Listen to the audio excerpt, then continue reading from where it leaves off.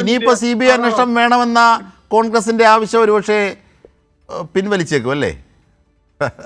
അത് ഇനി CBI അന്വേഷണം പ്രഖ്യാപിച്ചു കഴിഞ്ഞാൽ ആദ്യം പോയി പിടിക്കുന്നത് അടൂർ പ്രകാശിനെ പോലെയോ ആന്റണിയെ പോലുള്ളവരായിരിക്കാം എന്ന് നമുക്ക് നിഗമനം എടുക്കാം. കാരണം അതാ സാധ്യതയുണ്ടല്ലോ. CBI അന്വേഷണം ഇനി അവർ പ്രഖ്യാപിക്കുന്നില്ല.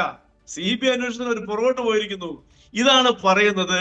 കേന്ദ്ര സർക്കാർ മാത്രമല്ല ഈ AI വഴി കള്ളപ്രചരണങ്ങൾ, ചിത്രങ്ങൾ ഉണ്ടാക്കി, വ്യാജ ചിത്രങ്ങൾ ഉണ്ടാക്കി കള്ളപ്രചരണങ്ങൾ നടത്തിയവർക്കെതിരായ നടപടിയെ വലിയ ഉപ്പു സത്യാഗ്രഹത്തിൽ പങ്കെടുത്തവർക്ക് കൊടുക്കുന്ന വീരോധികാസത്തിലാണ് ഇവരൊക്കെ എതിർത്തതും അല്ലെങ്കിൽ ആ കോൺഗ്രസ് നേതാക്കളെയൊക്കെ പിന്തുണച്ചത്, സുബ്രഹ്മണ്യം അടക്കമുള്ളവരെ. ഇവിടെ നോക്കൂ. അതുമാത്രമല്ല, കടകംപള്ളിക്കെതിരെ വ്യാജ ആരോപണങ്ങൾ ഉന്നയിക്കുന്നു.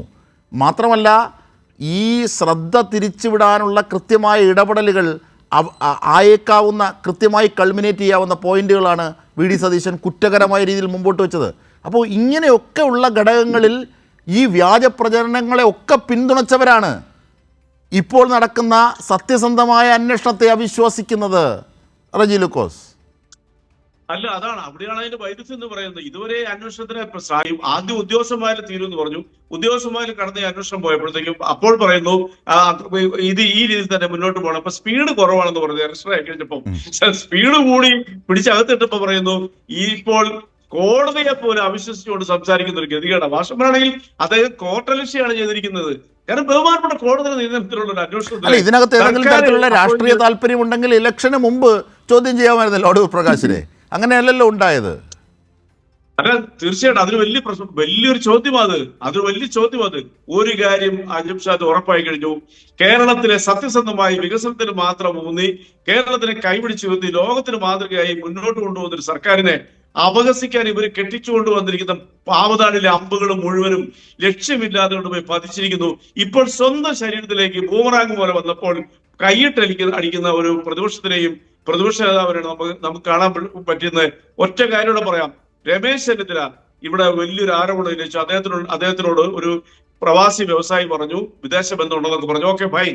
അങ്ങനെയാണെന്നുണ്ടെങ്കിൽ ഈ വിദേശ വ്യവസായി ഈ മണി ട്രാൻസാക്ഷൻ നടക്കുന്ന സമയത്ത് എങ്ങനെ ആ സ്പോട്ടിലെത്തി, എന്തുകൊണ്ട് അവിടെ എത്തി, അത് ചോദ്യം ചെയ്യപ്പെടണല്ലേ? ആകാശ അന്തരീക്ഷത്തിൽ നിന്ന് പറത്തിറക്കാൻ പറ്റുമോ ഇങ്ങനെ ഒരു സ്ഥലത്തിലേക്ക്, ദുരൂഹമായ ഒരു മണി ട്രാൻസാക്ഷൻ സ്ഥലത്തേക്ക്? ആ മണി ട്രാൻസാക്ഷൻ നടത്തിയത് ആരൊക്കെയാ? അതുകൊണ്ടൊന്ന് ആലോചിക്കേ. അത് ഈ പോറ്റിയും ഈ പറയുന്ന ഡി മണി എന്ന് പറയുന്ന വ്യക്തിയും തമ്മിലാണെന്നാ പറയുന്നത്. അപ്പോൾ അവിടെ നമ്മൾ കണക്ട് ചെയ്യണം. അടൂർ പ്രകാശ് എന്ന് പറയുന്നത് ഞാൻ ആരോപണം ഉന്നയിക്കുന്നില്ല. അടൂർ പ്രകാശ് എന്ന് പറയുന്ന MP-യും ആന്റണി എന്ന് പറയുന്ന MP-യും അങ്ങ് ദൂരെ ഡൽഹിയിൽ സോണിയാഗാന്ധിയുടെ വീടും ഇയാളും ഈ പറയുന്ന വിദേശമായിട്ട് ബന്ധപ്പെട്ട ഈ ആരോപണങ്ങളും അതിലൂടെ കടത്തി എന്ന് പറയുന്ന 500 കോടി രൂപയുടെ ട്രാൻസാക്ഷൻ നമ്മൾ വാർത്തകൾ പറയുന്ന തമ്മിൽ ഒന്ന് ലിങ്ക് ചെയ്ത് നോക്കിയേ. ഇത് കേൾക്കുന്ന ഈ കൈകളിൽ ഇപ്പോൾ നമ്മൾ പറയുന്ന ചർച്ച കേൾക്കുന്ന പ്രേക്ഷകർക്ക് പോലും വളരെ കൃത്യമായിട്ട് ഈ ലിങ്ക് എങ്ങോട്ടാ പോകണമെന്ന് അറിയത്തില്ലേ? അവിടെയാണ് ഇവര് കടകംപള്ളി സുരേന്ദ്രൻ എന്ന് പറയുന്ന നിരപരാധിയായ ഒരു മന്ത്രിയെ കൊടുക്കാൻ ശ്രമിച്ചത്.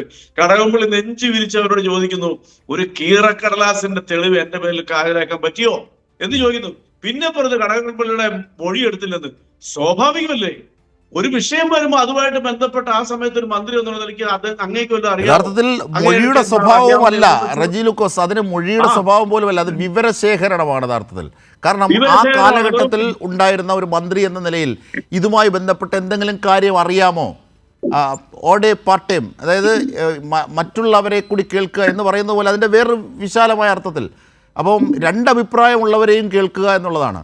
അപ്പോൾ ഇതിൽ അന്ന് മന്ത്രിയായിരിക്കുമ്പോൾ ഇതെന്തെങ്കിലും ഇതിനെക്കുറിച്ച് അറിയാമോ, അല്ലെങ്കിൽ എന്തെങ്കിലും ഇതേ സംബന്ധിച്ച് വിവരങ്ങൾ നൽകാനുണ്ടോ എന്ന് സ്വാഭാവികമായി അതൊരു നടപടിക്രമമാണ്. അത് ആരായിരുന്നാലും ചെയ്യുന്നതാണ്. അപ്പം മൊഴിയെടുക്കൽ പോലും അല്ല, യഥാർത്ഥത്തിൽ അതൊരു വിവരശേഖരണമാണ്.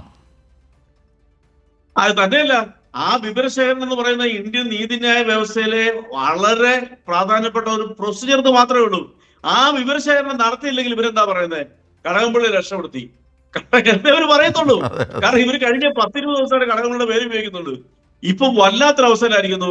ഒരു കാര്യം കേരളത്തിലെ ജനങ്ങൾക്ക് ഇപ്പൊ ബോധ്യമായി, ഇടതുപക്ഷ ജനാധിപത്യ സർക്കാരിനെ ലോകത്തിന്റെ മുമ്പിൽ തന്നെ നമ്മുടെ ഒരു അഭിമാന സ്തംഭമായ തീർത്ഥാടന കേന്ദ്രമായ ശബരിമലയുടെ പേരിൽ കൊടുക്കാൻ ശ്രമിച്ചവർ ഇപ്പൊ കുടുങ്ങുന്നുള്ള അവസ്ഥയിലേക്കാണ് കാര്യങ്ങൾ വന്നിരിക്കുന്നത്.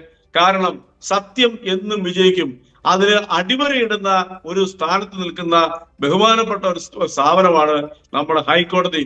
ആ ഹൈക്കോടതിയുടെ നിർദ്ദേശപ്രകാരമാണ് ഈ അന്വേഷണങ്ങളെല്ലാം പോകുന്നത്. ഉറപ്പായിട്ടും ഹൈക്കോടതി അവിശ്വസിക്കുകയും നീതിന്യായ വ്യവസ്ഥയെ പോലും പുച്ഛിക്കുകയും വിശ്വാസമില്ല എന്നുള്ള പ്രഖ്യാപനമാണ് പറയാതെ പറഞ്ഞിരിക്കുന്നത് നമ്മുടെ ബഹുമാനപ്പെട്ട പ്രതിപക്ഷ നേതാവ്. അത് കാര്യമായ രീതിയിൽ ഇവിടുത്തെ മാധ്യമങ്ങൾ ചർച്ച ചെയ്യപ്പെടണം. അപ്പോൾ നമുക്ക് പിന്നെ ജനാധിപത്യത്തിൽ ആരെയാണ്, ഏത് സ്ഥാപനത്തിലാണ് നമ്മൾ വിശ്വസിക്കേണ്ടത്?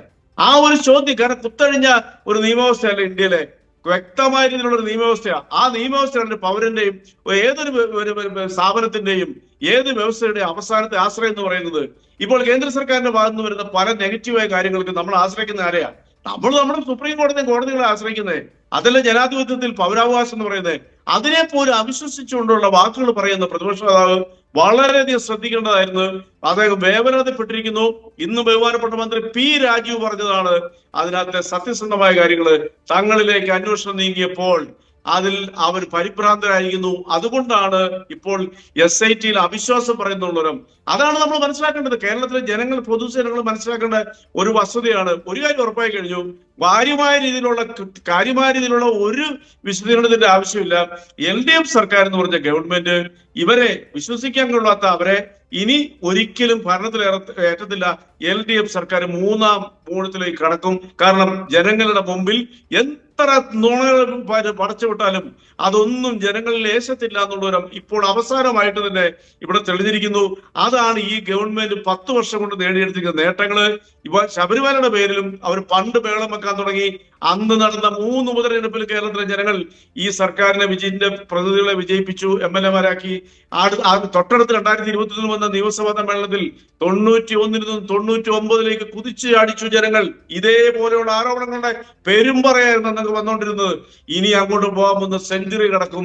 ബഹുമാനപ്പെട്ട മുഖ്യമന്ത്രി പിണറായി വിജയന്റെ നേതൃത്വത്തിൽ സത്യസന്ധമായ രീതിയിൽ സ്വന്തം പാർട്ടിയുടെ അണികളെ പോലും, അല്ലെ സ്വന്തം പാർട്ടിയുടെ ജില്ലാ കമ്മിറ്റി മെമ്പറെ പോലും പിടിച്ച് ജയിലിലിടുമ്പോഴും സത്യസന്ധമായിട്ട് ഈ അന്വേഷണം മുന്നോട്ട് പോകണമെന്ന് പറഞ്ഞ ആത്മാർത്ഥതയുള്ള ഒരു മുഖ്യമന്ത്രി ഭരിക്കുന്ന കേരളം ഉറപ്പായി കഴിഞ്ഞു.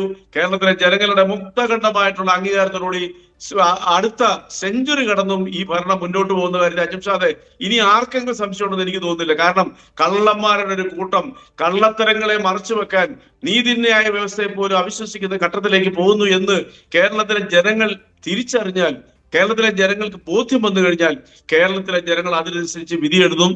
അടുത്ത മെയ് മാസം ആദ്യം പുറത്തു വരുന്ന നിയമസഭാ തെരഞ്ഞെടുപ്പിൽ ഇത് പ്രതിഫലിക്കുന്ന കാര്യം തർക്കമില്ല. അടൂർ പ്രകാശിനെ പോലെ, ആന്റണിയെ പോലെ ഉള്ളവര് എന്ത് ഇന്റൻഷന്റെ പേരിലാണ്, എന്ത് മോട്ടോയുടെ പേരിലാണ് ഈ ചെറുപ്പക്കാർ ഈ കള്ളനെയും കൊണ്ട് സോണിയാഗാന്ധിയുടെ വീട്ടിലേക്ക് എത്തിയതും അതിന്റെ ലിങ്കുകൾ ഈ പറയുന്ന വിദേശ രാജ്യങ്ങളിലേക്കൊക്കെ നീളുന്നതായിട്ട് അവരുടെ തന്നെ ഒരു ജനപ്രതിനിധി പരസ്യമായിട്ട് പറഞ്ഞതും അത് കണക്ട് ചെയ്യുമ്പോൾ ഒരു കാര്യം ഉറപ്പായി കഴിഞ്ഞു, കേരളം വലിയ രീതിയിലുള്ള ഒരു അന്താരാഷ്ട്ര ഗൂഢാലോചനയുടെ ഫലമായിട്ടുള്ള ഒരു തട്ടിപ്പ് ഇനി പുറത്തു വരും. അതിലെ കണ്ണികൾ ഇവരൊക്കെ ആണെന്നുള്ളൊരു തിരിച്ചറിഞ്ഞാൽ ഭയാനകമായ ഒരു പ്രതികരണം ഇവർക്ക് നേരിടേണ്ട ഒരു കേരളത്തിലെ ജനങ്ങളിൽ നിന്നുള്ള കാര്യത്തിൽ നിസ്സംശയം അടിവരയിട്ട് നമുക്ക് പറയാൻ പറ്റും.